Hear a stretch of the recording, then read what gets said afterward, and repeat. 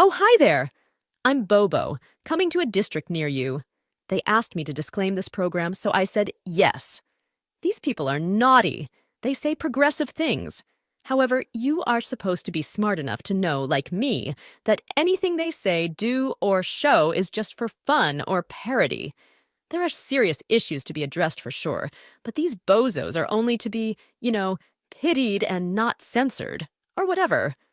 Okay, that's the extent of my memory of what I was supposed to say.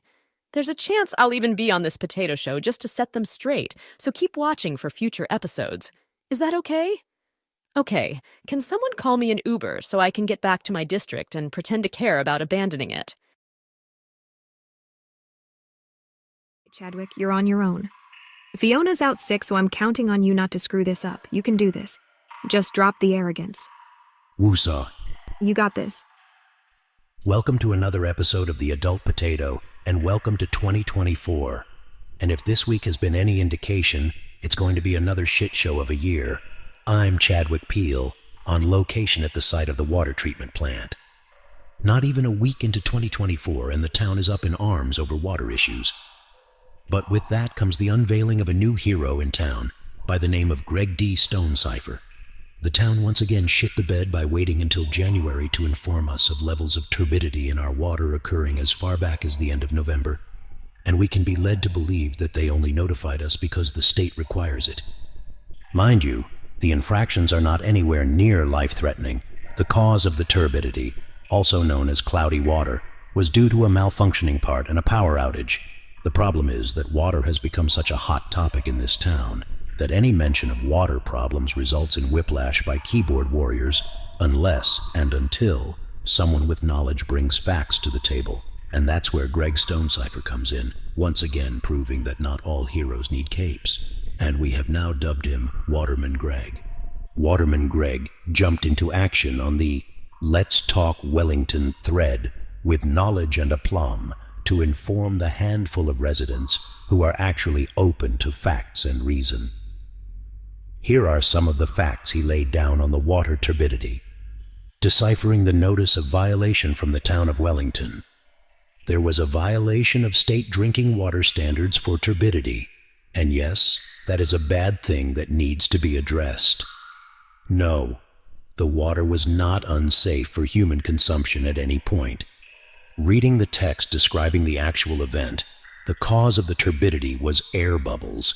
These air bubbles were inadvertently introduced into the pipeline after the water was adequately filtered to better than state standards, but before the instrument that measures turbidity.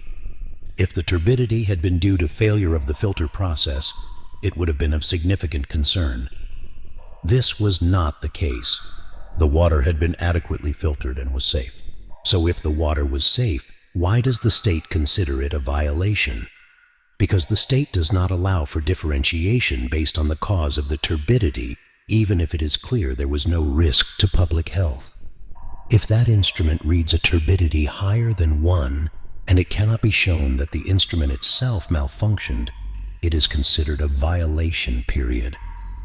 Regardless of cause or impact, a high turbidity is considered a violation. Always.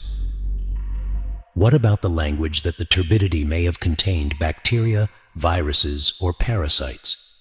That is mandatory language that must be included in any public notice of violation of the turbidity standard.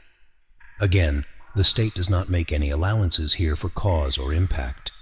If the cause had been due to a failure of the filters, that statement would be highly applicable. Due to the fact that the water had already been filtered to better than state standards prior to the introduction of the air bubbles, the statement does not accurately represent the risk. Nevertheless, it is still mandatory that this language be included in the notice. I do not work for the town. I am a water industry professional with 40 years of experience and have an intricate understanding of drinking water regulations and processes, as well as utility management. I am also a customer of Wellington Water. In addition, he answered numerous questions in the thread of his post, allaying the fears of most everyone, even some of the most prolific keyboard warriors with nothing to do other than stalk social media waiting to pounce.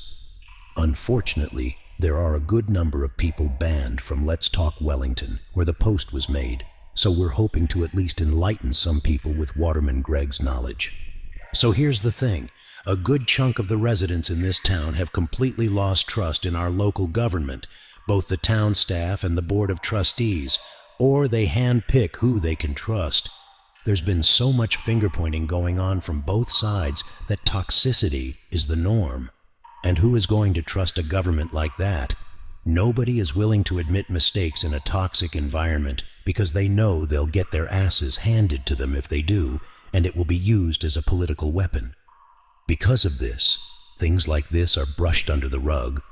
But what the trustees and employees need to realize is that we always find out. Look, mistakes are going to happen. But if this town does not build a level of trust where things like this can be revealed and discussed in a rational manner instead of being used as cannon fodder, then what do you think is going to happen when something really big goes down? So, the ones that come bearing pitchforks at the Board of Trustees meeting Tuesday night will either be those that did not read Waterman Gregg's illuminating and educational post, or they'll be those that feed on conspiracies and can't see the forest through the trees. Either way, pay attention to who they are, because those are not the people on the side of the town or the trustees. They are there to fuel hatred, fear, ignorance, and separation. And I, for one, am tired of it. There's only so much popcorn a person can eat watching these fools. Thanks for listening, and lock your doors. Oh, and you can just call me Chad from now on. Proud of you, Chad. Thanks, boss.